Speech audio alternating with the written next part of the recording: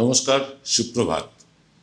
সহসা এক প্রত্যুষে জনমেজয় শ্রী শ্রী ভগবানের নিদ্রাভঙ্গ হইল। নিদ্রাভঙ্গ হইয়া তিনি পূর্ব পানে চাহিলেন, দেখিলেন তখনও সূর্যদেবের উদয় ঘটে নাই।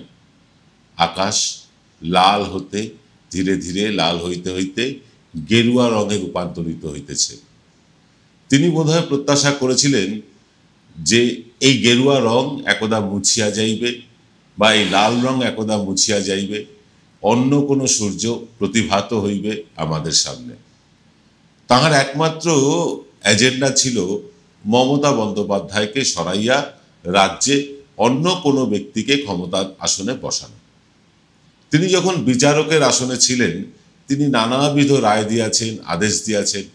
প্রতিটি আদেশ, প্রতিটি রায়, প্রতিটি তার কথা আমরা দেখিয়াছি যে মমতা বন্দ্যোপাধ্যায়কে কিভাবে বিব্রত করা যায়, তাকে কিভাবে অসম্মানিত করা যায়, সেই লক্ষ্যেই তিনি রায় দিয়েছেন।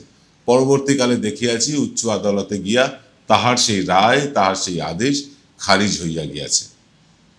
এরকমই একজন জনমেজয় তিনি হঠাৎ মনে করিলেন যে পশ্চিমবঙ্গের ক্ষমতা বদলের জন্য ভারতীয় জনতা পার্টিকে পশ্চিমবঙ্গে শক্তিশালী করা প্রয়োজন।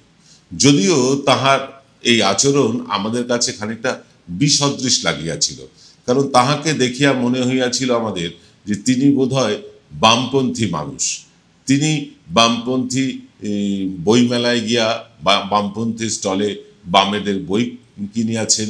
শুধু তাই নয়, বামপন্থীদের সাথে তার ওঠা বসা, এমনকি তিনি তাহার গুরু যাকে বলিয়া মানেন সেই বিকাশ রঞ্জন ভট্টাচার্য, কলিকাতা শহরের প্রাক্তন মেয়র, তিনি বিকাশ রঞ্জন ভট্টাচার্যের পদতলে বসিয়া আইন শিখিয়াছেন এমন মন্তব্যও করিয়াছেন। তিনি এমন কিছু কাজকর্ম করিয়াছেন যাহা দেখিয়া কখনোই মনে হয় নাই আমাদের যে তিনি বোধহয় গেরুয়া পতাকার তলায় যাইবেন। কিন্তু আমরা দেখিলাম লোকসভা নির্বাচন আসিতে না আসিতেই তিনি গেরুয়া পতাকা তলায় গেলেন এবং তমলুক আসনে বিপুল ভোটে জয়লাভ করিয়া তিনি দেশের সংসদ ভবনেও প্রবেশ করিলেন। সংসদ ভবনে তো প্রবেশ করিলেন, কিন্তু পশ্চিমবঙ্গে মমতা বন্দ্যোপাধ্যায়কে সরাইবার হইবেটা কি, এই লক্ষ্যে তিনি কিন্তু তাহার বিভিন্ন বক্তব্য বিভিন্ন মাধ্যমে প্রকাশিত হইতে লাগিল। আমরা দেখিতে লাগিলাম অবাক নয়নে যে জনমেজয় স্বয়ং শ্রী শ্রী ভগবান তিনি মানুষের কাছে পৌঁছাইয়া মমতা বন্দ্যোপাধ্যায় সম্বন্ধে বিষোদাগার করিতেছেন। মমতা বন্দ্যোপাধ্যায় সম্বন্ধে বিষোদাগার করিবেন, এটা তাহার ব্যক্তিগত, একেবারে ব্যক্তিগত বিষয়। সেই নিয়ে আমাদের কোনো বক্তব্য নাই, আমরা কোনো বক্তব্য রাখিতেও চাই না। কিন্তু যে কথাটা তিনি সম্প্রতি একটি টেলিভিশন চ্যানেলে বলিয়াছেন, তাহাতে আমরা কিঞ্চিত অবাক হইয়াছি। আমাদের মনে হইয়াছে ভগবানের বোধহয় স্বপ্নভঙ্গ ঘটিয়াছে। কারণ ভগবান তিনি বিজেপিতে নাম লিখাইয়াছিলেন শুধুমাত্র মমতা বন্দ্যোপাধ্যায়কে সরাইয়া দিবেন, হটাইয়া দিবেন বলে। কিন্তু তিনি অবাক নয়নে লক্ষ্য করিয়াছেন যে কেন্দ্রের বিজেপি সরকার, তাহাদের কোনো ইচ্ছাই নাই, তাহাদের কোনো চরিত্রের মধ্যে এমন কিছু দেখা যাইতেছে না যাহাতে তাহারা বেশ উদ্গ্রীব মমতা বন্দ্যোপাধ্যায়কে পশ্চিমবঙ্গ থেকে সরাইয়া দিতে। ফলে মোহভঙ্গ ঘটিল। মোহভঙ্গ ঘটিল এই কারণে, কারণ তিনি চাইয়াছিলেন যে 355 বা 356 ধারা প্রয়োগ করিয়া পশ্চিমবঙ্গ সরকারকে উৎখাত করিয়া পশ্চিমবঙ্গের মুখ্যমন্ত্রী হইবেন তিনি। এটাই বোধহয় তাহার মুখ্য উদ্দেশ্য ছিল।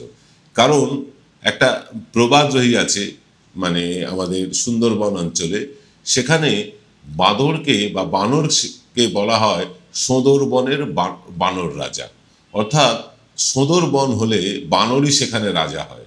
তো তিনি বিজেপিতে গিয়া ভাবিয়াছিলেন তিনি একমাত্র প্রাক্তন বিচারপতি এবং তিনি ছাড়া আর কোনো মুখ নাই মুখ্যমন্ত্রী করিবার। তাই বিজেপি তাহাকেই মুখ্যমন্ত্রী প্রজেক্ট করিয়া হয়তো এগোবে। ফলে আমরা দেখিলাম কি, নির্বাচন কমিশন যতই জারি জুরি করুক SIR লইয়া বা ইত্যাদি বিভিন্ন বিষয় লইয়া, SCA করিয়া, পশ্চিমবঙ্গের মানুষের যে মন তাহা কিন্তু পড়িয়া রয়েছে মমতা বন্দ্যোপাধ্যায়ের দিকেই। এই মমতা বন্দ্যোপাধ্যায়ের দিকে মন পড়িয়া থাকাতে মোহভঙ্গ ঘটিয়াছে ভগবান গাঙ্গুলির। ভগবান গাঙ্গুলি তিনি কিন্তু একটু নড়িয়া চড়িয়া বসিয়াছেন। তিনি এবার কহিতেছেন প্রকাশ্যে টেলিভিশন চ্যানেলের মাধ্যমে যে পশ্চিমবঙ্গ সরকারকে হটাইবার কোনো মনোবাসনাই তিনি লক্ষ্য করিতেছেন না কেন্দ্রীয় সরকারের উপরে, অর্থাৎ 355 বা 356 ধারা প্রয়োগ করিবার কোনো মনোবাসনাই তিনি দেখিতেছেন না। কিন্তু এই ভগবান গাঙ্গুলি তিনি যেহেতু আইনের একসময় রক্ষক ছিলেন, তাহার বোধহয় এই আইনটি ঠিকঠাক পড়া হয় নাই। তিনি বোধহয় জানেন না যে 355 বা 356 ধারা প্রয়োগ করিতে হইলে, কোনো রাজ্য সরকারকে উৎখাত করিতে হইলে তার জন্য কি কি প্রয়োজন। প্রথমত প্রয়োজন রাজ্যের সার্বিক আইন শৃঙ্খলা ভেঙে পড়া। কিন্তু আপনি আমরা যারা প্রতিদিন ট্রেনে বাসে যাতায়াত করি, আমরা দেখিতে পাইতেছি যে পশ্চিমবঙ্গের আইন শৃঙ্খলা কিছু কিছু জায়গায় হয়তো ভাঙিয়া পড়িয়াছে, আবার কিন্তু তাহা রিস্টোরও হইতেছে। কিন্তু সার্বিকভাবে পশ্চিমবঙ্গের আইন শৃঙ্খলা ভাঙিয়া পড়িয়াছে এই রকম দুর্ভাবনা বোধহয় ভগবান গাঙ্গুলি ছাড়া আর কাহারও নাই। তাই কেন্দ্রীয় সরকারের পক্ষে কোনোভাবেই সম্ভব নয় পশ্চিমবঙ্গের মতন একটি গণতান্ত্রিক রাজ্যে হঠাৎ করিয়া রাষ্ট্রপতি শাসন জারি করিয়া কোনো অন্য সরকারকে বসাইবেন। যাহা অন্য রাজ্যে সম্ভব হইয়াছে, পশ্চিমবঙ্গে তাহা সম্ভব নয়। কারণ একটাই, পশ্চিমবঙ্গে যদি এইভাবে অনৈতিকভাবে সরকার ভাঙিয়া দেওয়া হয়, তাহা হইলে পশ্চিমবঙ্গের মানুষের প্রতি তার বিরূপ প্রভাব পড়িবে। শহীদের তকমা পাইয়া যাবে তৃণমূল কংগ্রেস নেত্রী মমতা বন্দ্যোপাধ্যায়। ফলে কেন্দ্রীয় সরকারের ইচ্ছা থাকিলেও কেন্দ্রীয় সরকার কোনোভাবেই পশ্চিমবঙ্গ সরকারকে উৎখাত করিতে পারিবে না, এটা হয়তো তিনি জানিতেন না। তাই হয়তো তার মনোবাঞ্ছা টেলিভিশন চ্যানেলের মাধ্যমে প্রকাশ করিয়া ফেলিয়াছেন। অথবা আরও একটি কারণ হইতে পারে, যে কারণে তিনি এই কথা বলিয়াছেন। আমরা সেই সব কারণগুলি আপনাদের সামনে আলোচনা করিব আজ, তবে ছোট্ট একটা বিরতির পর। Welcome to the world of civil business.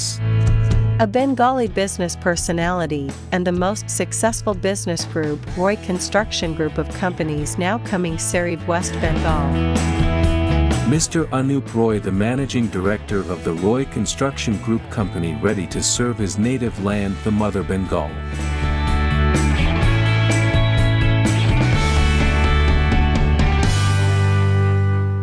Joyguru রত্নভান্ডার Jyotish chamber. এখানে গোল্ড মেডেলিস্ট জ্যোতিষী বসেন। হাই কোয়ালিটির আসল গ্রহরত্ন সবচেয়ে কম দামে এখানে পাওয়া যায়। স্থান বেলঘড়িয়া, রানী পার্ক, বটতলা, 2 নম্বর রেলগেটের নিকটে। 9681345722 এবং 9007778922।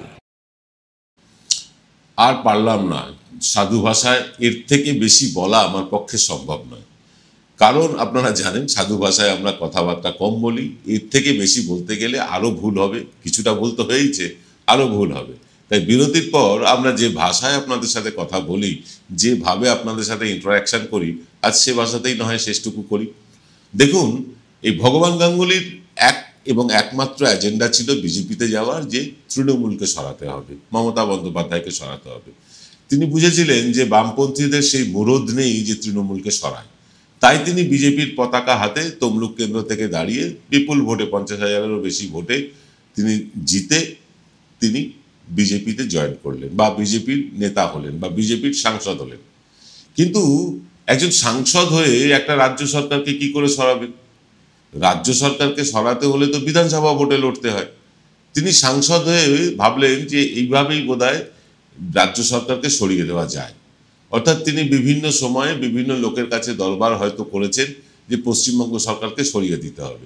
কিন্তু পশ্চিমবঙ্গ সরকারকে, একটা গণতান্ত্রিকভাবে নির্বাচিত সরকারকে, এত বিপুল ম্যান্ডেট পাওয়া সরকারকে সরিয়ে দেওয়া তো চারটিখানি কথা নয়। তার জন্য প্রয়োজনীয় কারণ লাগে। সেই কারণগুলো তো পশ্চিমবঙ্গে ঘটেনি। ওই একটা আরজি কর দিয়ে তো পশ্চিমবঙ্গের অবস্থা খারাপ, মেয়েরা যেখানে যাচ্ছে ধর্ষিতা হচ্ছেন, এমন তো নয়। এর থেকে অনেক ঢের বেশি ঘটনা উত্তরপ্রদেশে ঘটে। ফলে যদি পশ্চিমবঙ্গ সরকারকে কোনোভাবে বরখাস্ত করা হয়, পশ্চিমবঙ্গ সরকার সুপ্রিম কোর্টে চলে যাবে।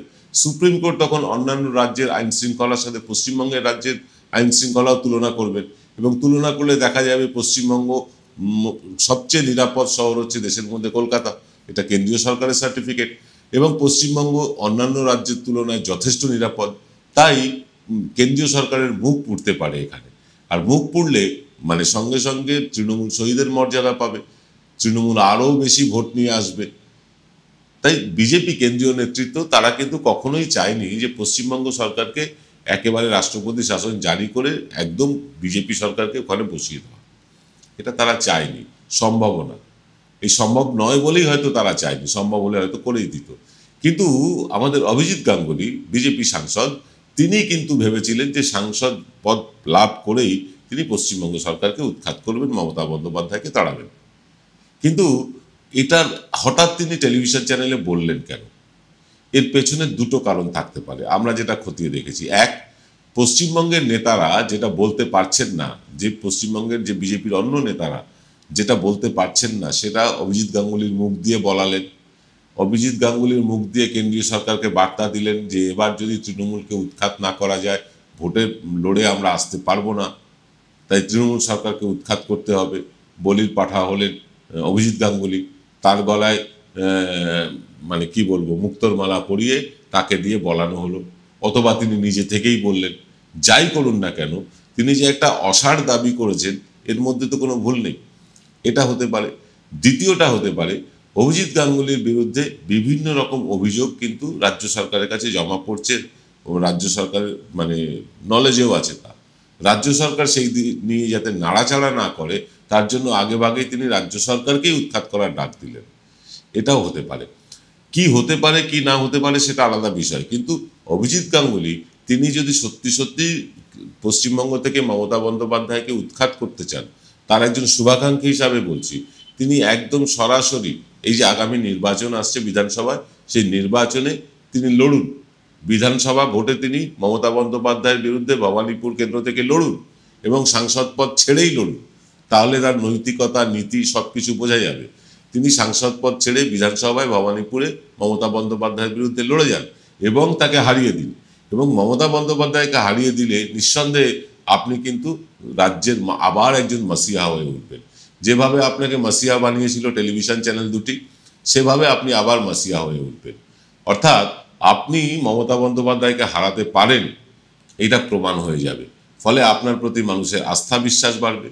তাতে যদি শিরদাঁড়ার প্রয়োজন হয়, তার জন্য ডক্টর কুণাল সরকার আছেন, আপনি তার কাছে চিকিৎসা করিয়ে তার কাছ থেকে একটা মেরুদণ্ড উপহার নিতে পারেন। অথবা আপনি যদি আগে থেকেই জানতে চান যে আপনি ভবানীপুর কেন্দ্রে দাঁড়ালে জিতবেন না হারবেন, তার জন্য আমাদের জ্যোতিষশাস্ত্রের পারদর্শী একজন তথাকথিত সেফোলজিস্ট আছেন বিশু চক্রবর্তী, আপনি তার শরণাপন্ন হতে পারেন। তিনি আপনাকে ভালো গাইড করবেন যে আপনি ভবানীপুর কেন্দ্রে দাঁড়ালে জিতবেন না হারবেন, এই সব কিছুই হতে পারে। কিন্তু পশ্চিমবঙ্গ সরকারকে যদি উৎখাত করতে হয়, মমতা বন্দ্যোপাধ্যায়কে যদি তাড়াতে হয়, তাহলে তো বিধানসভা ভোটে লড়তে হবে। আসুন না, লোকসভার আসন ছেড়ে দিয়ে বিধানসভায় আসুন, লড়ুন মমতা বন্দ্যোপাধ্যায়ের বিরুদ্ধে।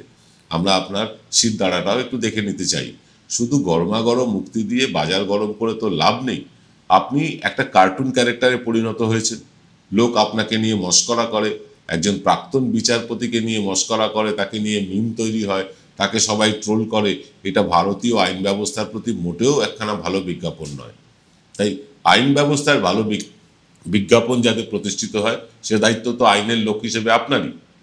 আপনি যার পায়ের তলায় বসে আইন শিখেছেন তিনি, আপনি সবাই মিলে একজোট হয়ে লড়ুন না, লড়ুন একসাথে, বাম রাম সব এক মিলেমিশে একাকার হয়ে যাক। লুকিয়ে কেন? লুকিয়ে 22.5% ভোট বিজেপিতে না দিয়ে সরাসরি রাম আর বামের জোট হোক, দেখা যাক মমতা বন্দ্যোপাধ্যায়কে তারপরেও হারানো যায় কিনা। আজকের অনুষ্ঠান আর দীর্ঘায়িত করব না। আপনারা যখন এই অনুষ্ঠান দেখছেন তখন আমি কলকাতার বাইরে, এটা আগে থেকে রেকর্ড করা অনুষ্ঠান কেমন লাগছে আপনারা কমেন্ট করে লিখে জানাতে ভুলবেন না। আর ভুলবেন না আমাদের চ্যানেলটি সাবস্ক্রাইব করতে। বহু মানুষ এই চ্যানেল দেখেন কিন্তু সাবস্ক্রাইবটা করতে ভুলে যান। নিচে লাল রঙে লেখা সাবস্ক্রাইব বাটনটিতে একবার ক্লিক করুন, তাহলেই আপনারা আমাদের সাবস্ক্রাইবার হয়ে যাবেন। আর যারা আমাদের মাসিক অনুদান পাঠাচ্ছেন তাদের প্রত্যেকের কাছে কৃতজ্ঞ। আপনাদের এই অনুদানের ফলেই চ্যানেলটা চলছে, চ্যানেলটা আপনারাই চালাচ্ছেন, কার্যত আপনারাই চালাচ্ছেন। অল্প কিছু মানুষ, কিন্তু তাদের অনুদানের ফলেই চ্যানেলটা কিন্তু চলছে। যারা আমাদের অনুদান পাঠিয়ে আমাদের পাশে থাকতে চান, তারা নিচে যে নাম্বারটি দেখা যাচ্ছে 9830075869, এই নাম্বারে ইউপিআই করে দিতে পারেন, ফোনপে, গুগল পে, পেটিএম এর মাধ্যমে। অথবা এই মুহূর্তে যে স্ক্যানারটি দেখতে পাচ্ছেন বা বারকোডটি বা কিউআর কোডটি দেখতে পাচ্ছেন স্ক্রিনে, সেটিকেও স্ক্যান করে আপনি আমাদের পাশে থাকতে পারেন। আজ এই পর্যন্ত, সকলে ভালো থাকবেন। নমস্কার।